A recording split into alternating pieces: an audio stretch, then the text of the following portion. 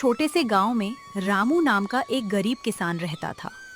उसके पास धन कम था, पर मेहनत और ईमानदारी बहुत थी। पुराने कपड़ों में भी वह हर सुबह खेत में ऐसे उतरता जैसे यही उसका गर्व हो। चलो हीरा, चलो मोती, बस ये कतार पूरी कर ले, फिर थोड़ा आराम करेंगे। धूप आज बहुत तेज है, पर काम भी तो इंतजार नहीं करता, है ना मेरे साथियों। रामू बैलों से जानवरों जैसा नहीं, घर के सदस्यों जैसा व्यवहार करता था। उसके हाथ खुरदरे थे, पर स्पर्श में अपनापन था। अरे हीरा, गर्दन नीचे मत करो, धीरे धीरे चलो, मैं हूं ना। मोती, तू भी थक गया होगा, बस थोड़ी देर में मेड़ के पास पानी पिलाऊंगा। रामू, मैं रोटी और प्याज लेकर आई हूँ, पहले कुछ खा लो। आ गया गौरी, बस ये आखिरी मोड़ पूरा कर लो, बैठ जाऊंगा। गांव के लोग उसे गरीब कहते थे, मगर जो उसे करीब से जानते थे वे कहते थे कि रामू के पास संतोष का धन है। तुम सुबह से लगे हो, धूप सिर पर चढ़ाई है, थोड़ा बैठ भी जाया करो। पहले इन दोनों को छांव में कर दूं, फिर चैन से खाऊंगा। तुम खुद से पहले बैलों का सोचते हो, इसी वजह से ये भी तुम्हारी आवाज समझते हैं। जो हमारे साथ रोज मेहनत करें, उनका ख्याल रखना ही चाहिए। घर में आटा कम बचा है, शाम तक लौटते समय बनिए से बात कर लेना। हाँ, कर लूंगा।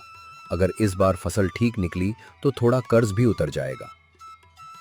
भगवान मेहनत खाली नहीं जाने देगा, तुम बस मन छोटा मत करना। मन छोटा तब हो जब हाथ रुक जाए, अभी तो हाथ चल रहे हैं। रामू की आवाज में शिकायत नहीं थी, थकान थी, पर भरोसा उससे बड़ा था। लो, पहले पानी पी लो, तुम्हारा चेहरा पूरा तप गया है। पानी भी मीठा लगता है जब मेहनत के बाद मिले। रोटी सूखी है, पर गरम दिल से लाई हूँ, शिकायत मत करना। तुम्हारे हाथ की सूखी रोटी भी दावत जैसी लगती है। रामू काका, आज भी अकेले पूरा खेत जोत लोगे क्या? कोशिश तो वही है मुन्ना, खेत छोटा नहीं, पर हिम्मत भी कम नहीं।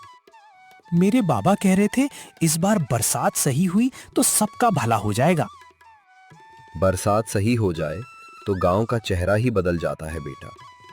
और अगर फसल अच्छी हुई तो मुन्ना को नई चप्पल भी मिल जाएगी। सच काकी, फिर मैं मेले में दौड़ लगाऊंगा। पहले पढ़ाई भी कर लिया कर, सिर्फ मेले से काम नहीं चलेगा। अच्छा काका, अब मैं जाता हूँ, बाबा बुलाएंगे। गांव की गरीबी सबकी साझा थी, पर छोटी छोटी बातों में हंसी बची हुई थी। यही हंसी उन्हें दिन काटने की ताकत देती थी। रामू, सुना है बनिया फिर उधार देने में आनाकानी कर रहा है। हाँ, कर तो रहा है, उसका भी क्या दोष, पिछला हिसाब बाकी है। दोष हो या ना हो, वक्त पर गरीब की सांस अटक ही जाती है। सही कह रहे हो, पर मैं किसी का हक दबाकर चैन नहीं खा सकता। यही तो तुम्हारी मुश्किल है, और यही तुम्हारी इज्जत भी। मुश्किलें रहेंगी, पर गलत रास्ता नहीं चुनेंगे, यही तय है। अच्छा, मैं चलता हूँ, शाम को चौपाल पर मिलना, कुछ खबरें आई हैं बाजार से। ठीक है, अगर देर न हुई तो जरूर आऊंगा। बात साधारण थी, लेकिन दिन जैसे किसी अनजाने मोड़ की तरफ बढ़ रहा था। अरे, ये क्या अटक गया? हीरा, मोती, रुको रुको। हल्की नोक मिट्टी के नीचे किसी सख्त चीज से टकराई थी। रामू ने भौहें सिकोड़कर जमीन को देखा। यहां तो पहले कभी पत्थर नहीं था, जरा देखूं तो सही। गौरी, जरा इधर आना, कुछ मिला है शायद। क्या हुआ, हल टूट तो नहीं गया? नहीं, पर नीचे कुछ दबा है, मिट्टी हटानी पड़ेगी। रामू घुटनों के बल बैठ गया और हाथों से सूखी मिट्टी हटाने लगा। थोड़ी ही देर में कपड़े की एक पुरानी धूल भरी थैली दिखाई दी। थैली? खेत के बीचों बीच? ये यहाँ कैसे आई? पता नहीं, बहुत पुरानी लग रही है, किसी ने दबाई होगी क्या? धीरे खोलना, कहीं किसी की चीज हो। हाँ, संभल कर ही देखता हूं। थैली का मुंह गांठ से बंधा था। रामू ने गांठ खोली और जैसे ही कपड़ा खोला, दोनों की आंखें ठहर गईं। अरे, ये तो सिक्के हैं, इतने सारे। सोने जैसे लग रहे हैं, या मैं धूप में गलत देख रहा हूं? नहीं, चमक तो सचमुच सोने जैसी है। हे भगवान, मेरे खेत में ये कैसे? थैली छोटी थी, पर उसमें भरे सिक्कों की चमक दोपहर की धूप से भी तेज लग रही थी। रामू के सूखे हाथ पल भर को ठिठक गए। रामू, ये तो हमारी सारी मुश्किलें खत्म कर सकती है। मुश्किलें खत्म या नई मुश्किल शुरू, पहले ये समझना होगा। तुम फिर वही सोच रहे हो? और क्या सोचूं? जो मेरा नहीं उसे अपना कैसे मान लूं? थैली ने मिट्टी से बाहर आते ही सिर्फ सिक्के नहीं दिखाए थे, उसने रामू के सामने एक कठिन परीक्षा रख दी थी। सुनो, अगर ये सचमुच सोना है तो घर की हालत बदल सकती है। हाँ, बदल सकती है, पर यह भी तो हो सकता है कि किसी का खोया धन हो। इतने साल से दबा रहा होगा तो मालिक कहाँ ढूंढने आएगा? मालिक ना आए तब भी मालिक बदल नहीं जाता। अरे, तुम दोनों यहाँ क्या देख रहे हो? इतनी गंभीर बातें क्यों? भोला भैया, खेत में ये थैली मिली है, अंदर सिक्के हैं। सिक्के? दिखाओ तो। अरे रामू, ये तो किस्मत खुल गई तुम्हारी। किस्मत खुली है या इम्तिहान आया है, यही समझ नहीं आ रहा। इम्तिहान कैसा? जमीन तुम्हारी, थैली तुम्हारे खेत से निकली, बात खत्म। बात इतनी सीधी होती तो मन यूं बेचैन ना होता। देखो, गांव में कौन इतना ईमानदार बनता है? घर संभालो, कर्ज उतारो, बच्चों का सोचो। मैं भी यही सोच रही थी, पर रामू का मन मान नहीं रहा। मन को समझाओ, मौका बार बार नहीं आता। और अगर कल कोई रोता हुआ कहे कि उसका धन खो गया था, तो क्या वो साबित कर पाएगा? दुनिया सबूत देखती है, नियत नहीं। मैं दुनिया को जवाब बाद में दूंगा, पहले खुद को क्या जवाब दूं? यही रामू की ताकत थी और यही उसकी मुश्किल। गरीबी उसे झुका सकती थी, पर भीतर की आवाज को दबा नहीं सकती थी। अगर हम इसे छुपा लें तो शायद कोई जान भी न पाए। पर हम तो जानेंगे, हर रोटी के साथ यही बात याद आएगी। तुम दोनों बहुत सोचते हो, मैं होता तो अभी घर ले जाता। शायद इसी फर्क से आदमी की पहचान बनती है भोला। ठीक है, पर देर मत करना, खबर फैल गई तो मुसीबत बढ़ेगी। हाँ, ये बात सही है, फैसला जल्दी करना होगा। थैली अब सिर्फ कपड़े की गठरी नहीं रही थी, वो 3 लोगों के बीच खड़ी एक चुप बहस बन चुकी थी। तो अब क्या करोगे? सीधे मुखिया के पास जाओगे? शायद वही ठीक होगा। पहले गांव में पूछताछ होनी चाहिए। अगर मुखिया ने खुद ही थैली रख ली तो? ये डर भी है, पर छुपाने से डर कम नहीं होगा। तुमने हमेशा सीधा रास्ता चुना है, बस इस बार मैं तुम्हारे साथ हूँ, चाहे जो हो। यही साथ मेरी सबसे बड़ी ताकत है गौरी। सांझ की हवा थोड़ी ठंडी थी, लेकिन रामू के भीतर सवाल अभी भी गर्म थे। हर कदम के साथ थैली का वजन जैसे बढ़ता जा रहा था। रामू, जरा ठहरो, चौपाल से खबर आई है। क्या बात है भोला? गांव में एक अजनबी आया है। वो कह रहा है कि रास्ते में उसकी एक पुरानी थैली कहीं खो गई। क्या उसने थैली के बारे में कुछ बताया? बस इतना कि उसमें कीमती सिक्के थे और वो बहुत परेशान है। वो अजनबी अभी कहाँ है? मुखिया के घर के पास बैठा है, सब लोग उसे घेरे हुए हैं। रामू, क्या वही असली मालिक हो सकता है? हो सकता है, और ये भी हो सकता है कि कोई सुनकर झूठ बोल रहा हो। इसलिए कह रहा हूं, संभल कर बात करना। गांव में सबकी नजर अब उस थैली पर होगी। ईमानदारी का रास्ता साफ था, लेकिन उस रास्ते पर धोखे की धूल भी उड़ सकती थी। मैं उसके सामने थैली तभी खोलूंगा जब वो एक एक बात सही बताए। और अगर उसने सब सही बता दिया? तब थैली उसी की होगी, चाहे हमारे घर की मुश्किलें जैसे की तैसी रहें। और अगर वो झूठा निकला? तब सच सामने आएगा। लेकिन आज रात गांव में चैन से कोई नहीं सोएगा। तीनों तेज कदमों से चौपाल की ओर बढ़े। डूबती रोशनी में रामू के हाथ की बंधी थैली चमकी और सामने से आती भीड़ में एक अजनबी की बेचैन आवाज उभरी, मेरी थैली, किसे मिली मेरी थैली? भीड़ के बीच वही अजनबी हाफता हुआ आगे आया और रामू ने बिना थैली खोले उसकी आंखों में सीधा देखना शुरू किया। मेरी थैली खो गई है। वही थैली तुम्हारे हाथ में है क्या? हो भी सकती है, नहीं भी। पहले ये बताओ तुम्हारी थैली कैसी है? और सोच समझ कर बोलना, यहाँ सब सुन रहे हैं। हाँ, एक बात भी उल्टी हुई तो बात यहीं साफ हो जाएगी। लाल कपड़े में बंधी है, भारी है, उसमें मेरे चांदी के सिक्के हैं। कितने सिक्के? 20 नहीं 25 होंगे। जल्दी दो, मुझे देर हो रही है। अपनी चीज गिनती में होंगे कहकर कौन मांगता है? थैली पर कोई निशान? गांठ कैसी बंधी थी? साधारण गांठ थी। अरे थैली मेरी है, इतना काफी है। काफी नहीं है, इसमें जो है वही असली पहचान बताएगा। भीड़ में फुसफुसाहट फैल गई। अजनबी की जल्दी अब घबराहट जैसी लगने लगी थी। अगर सच में इसकी है तो बता देगा, और अगर झूठा है तो अभी खुल जाएगा। तुम लोग मुझे चोर बना रहे हो? मैं बाहर के हाट से लौट रहा था। बाहर के हाट से लौटे हो तो रास्ता भी बताओ, कहां से आए?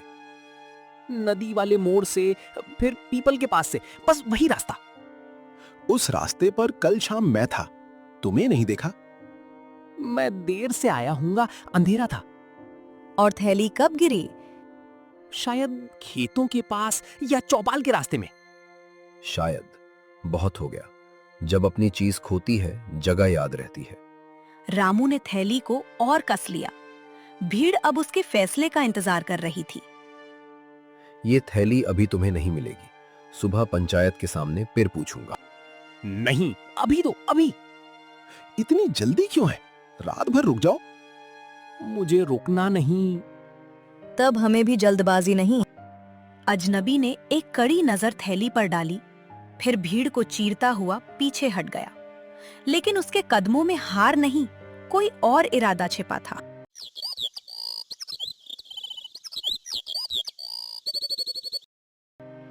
रात किसी ने चैन से नहीं काटी। सुबह होते ही रामू ने थैली को 2 कपड़ों में कसकर बांधा और चौपाल जाने की तैयारी की। डर तो लग रहा है, पर तुम सही कर रहे हो। सही रास्ता आसान होता तो रात इतनी लंबी ना लगती। बस एक बात याद रखना, दया अलग होती है और धोखा अलग। हाँ, मैं किसी मजबूरी पर नहीं, सच पर भरोसा करूंगा। और अगर लोग तुम्हें लालची कहें तो? कहने दो, थैली अपनी नहीं है, इसलिए बचा कर ले जा रहा हूं। मैं दरवाजे पर खड़ी रहूंगी जब तक तुम मोर पार नहीं कर लेते। सिर ऊंचा रखकर जाऊंगा, तभी लौट भी पाऊंगा। गौरी ने हल्का सा सिर हिलाया। रामू ने कंधे पर बंधी थैली को टटोला और चौपाल की राह पकड़ ली। रामू, बात कम करना, सुनना ज्यादा। यही करूंगा। रास्ते में उसे पिछली रात का अजनबी याद आया। उसकी हड़बड़ी अब एक साधारण मांग नहीं, किसी छिपे लालच जैसी लग रही थी। चौपाल पर पहुंचते ही रामू ने सबके सामने खड़े होकर साफ आवाज में बात शुरू की, ताकि बाद में कोई भ्रम ना रहे। भाइयों बहनों, कल खेत के रास्ते मुझे एक बंधी थैली मिली थी। मैं पूछने आया हूं, क्या किसी की कोई थैली खोई है?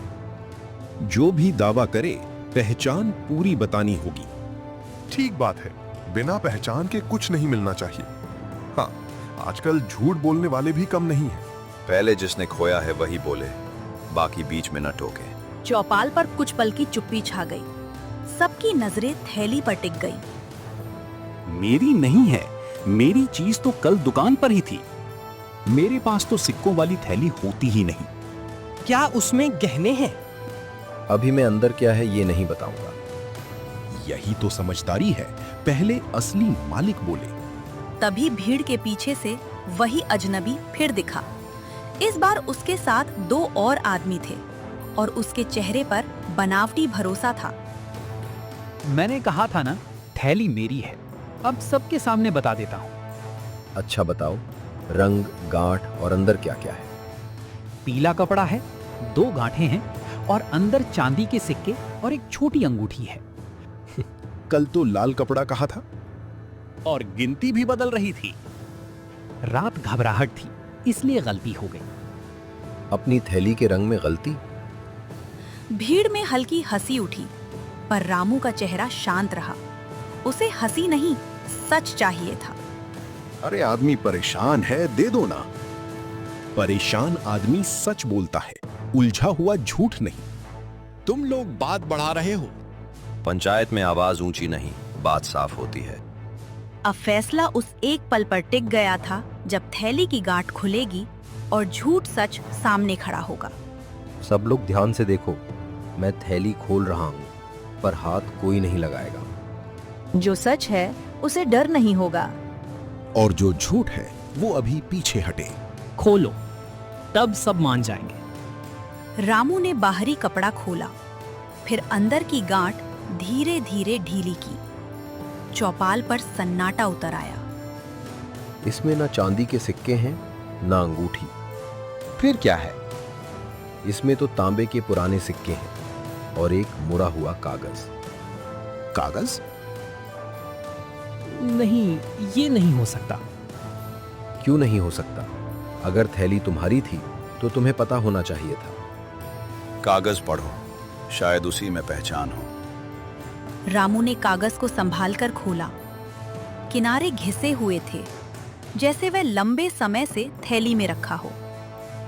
इस पर लिखा है, जो भी ये थैली पाए वो इसे हरि नारायण साहू या उनके घर पहुंचा दे। हरि नारायण साहू? वे तो पड़ोस वाले टोले के बूढ़े साहूकार हैं। मतलब ये थैली उस अजनबी की नहीं है। और इसने झूठ बोलकर इसे लेने की कोशिश की। मैंने समझा यही मेरी थैली है। समझा नहीं, छीना चाहा। चलो यहां से चलते हैं। कोई नहीं जाएगा, पहले जवाब दो। अजनबी के दोनों साथी एक दूसरे का चेहरा देखने लगे। अब बात सिर्फ झूठ की नहीं, नियत की थी। पंचायत ने तय किया कि थैली वहीं ले जाई जाए जहां कागज इशारा कर रहा था। रामू आगे चला और बाकी लोग उसके पीछे। अच्छा हुआ तुमने रात में थैली नहीं खोली थी। अगर अकेले खोलता तो लोग कुछ भी कह सकते थे। अब कम से कम सच सबके सामने है। सच सामने है, पर बात खत्म नहीं हुई। क्यों? क्योंकि किसी ने जानबूझकर ये थैली हथियानी चाहिए। उसे पता था कि इसमें कुछ खास है। तांबे के सिक्कों में क्या खास होगा? शायद सिक्कों में नहीं, उस कागज में। यह सुनकर सबकी चाल धीमी पड़ गई। साधारण सी थैली अब किसी पुराने राज जैसी लगने लगी थी। क्या कागज में और कुछ लिखा है? नीचे एक और पंक्ति है, पर आधी धुंधली है। क्या पढ़ पा रहे हो? जिसे ये निशान समझ आए, बस इतना साफ दिख रहा है। कौन सा निशान? कागज के कोने पर बना ये छोटा चिन्ह। रामू ने कागज उठाकर दिखाया। उसी क्षण पीछे से दौड़ते कदमों की आवाज आई। रामू काका, साहूकार के घर का दरवाजा खुला है, लेकिन अंदर सब सामान बिखरा पड़ा है। क्या? कहीं हम देर तो नहीं कर गए? जल्दी चलो, अभी। सब लोग तेजी से घर की ओर भागे। टूटी चौखट के पार अंधेरे कमरे में किसी के कराहने की बहुत हल्की आवाज आ रही थी। टूटी चौखट पार करते ही सबकी नजर कमरे के कोने पर पड़ी। वहां घायल साहूकार पड़ा था। गौरी ने उसे पानी पिलाया और धीरे धीरे उसे सहारा देकर बैठाया। साहूकार जी, ये सब किसने किया? 2 आदमी आए थे। उन्हें लगा कि मेरी खोई हुई थैली घर में छिपी है। जब कुछ नहीं मिला तो घर तहस नहस करके भाग गए। यानी किसी को थैली की खबर मिल गई थी। ये थैली सुरक्षित है और इसमें मिला कागज भी। कागज दिखाओ। कागज देखते ही साहूकार की आंखें भर आईं। ये मेरी बड़ी भाई का निशान है। उन्होंने वर्षों पहले ये थैली मुझे सौंपी थी। इसमें धन से ज्यादा एक सीख छिपी थी। कैसी सीख? कि जिस इंसान के हाथ ये थैली लगे और वो लालच छोड़कर इसे लौटाए, वही सच्चा धनवान है। तो आपकी तलाश सिर्फ थैली की नहीं थी, ईमानदार इंसान की भी थी। बिल्कुल, और आज वो इंसान मुझे मिल गया। साहूकार ने सम्मान से रामू की ओर देखा। कमरे में मौजूद हर व्यक्ति समझ चुका था कि असली परीक्षा थैली की नहीं, नीयत की थी।